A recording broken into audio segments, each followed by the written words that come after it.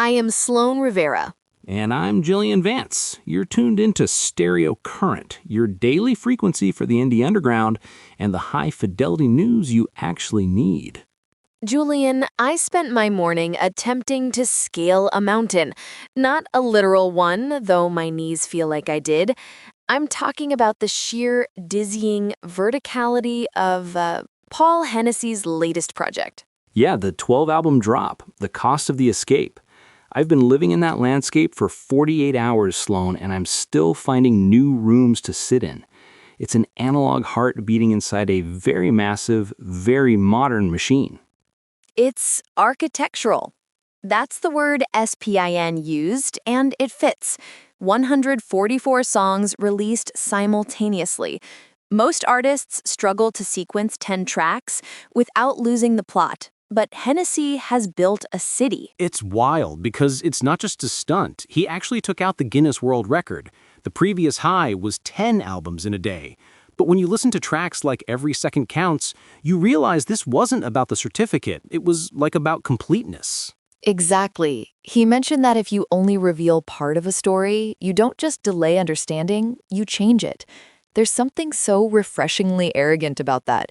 He's refusing to edit for our collective, crumbling attention spans. He's demanding we step into the whole landscape at once. And the songs themselves, they aren't just filler.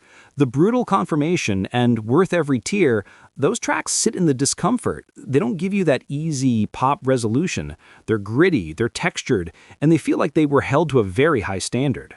The metaphor of leverage and I'll move the world really struck me. It's that desperate hope for a fulcrum, a way to escape expectations. But as he says, the real question isn't what can I get away from, but what matters enough to stay for.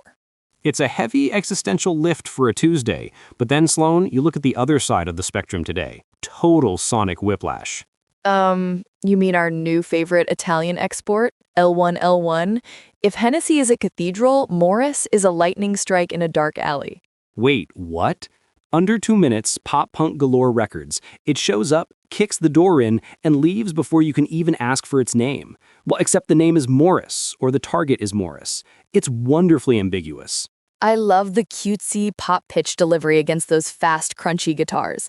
It's got this sarcastic edge, very downtown, very irreverent. It's singing about boredom and the comedy of everyday dissatisfaction, but it sounds like a riot. The stop-start rhythm breaks are what got me. It keeps you off balance. It's that classic pop-punk instinct for momentum, but stripped of all the cinematic fluff. It's just joy and noise. And it's in Italian, which almost makes the energy clearer. You don't need a translation to understand the desire to escape a routine at 9 p.m.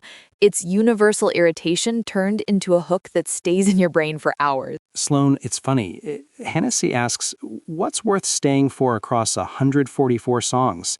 And l1l1ann's finds the answer in a 90-second shrug.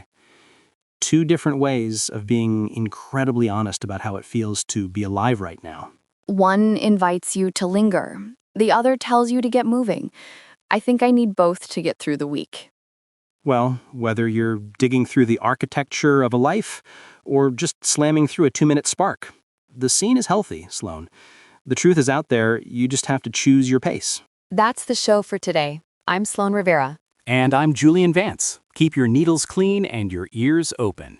Check out more at stereocurrent.neuralnewscast.com, and we'll see you tomorrow on Stereo Current. Neural Newscast is AI-assisted, human-reviewed. View our AI transparency policy at neuralnewscast.com.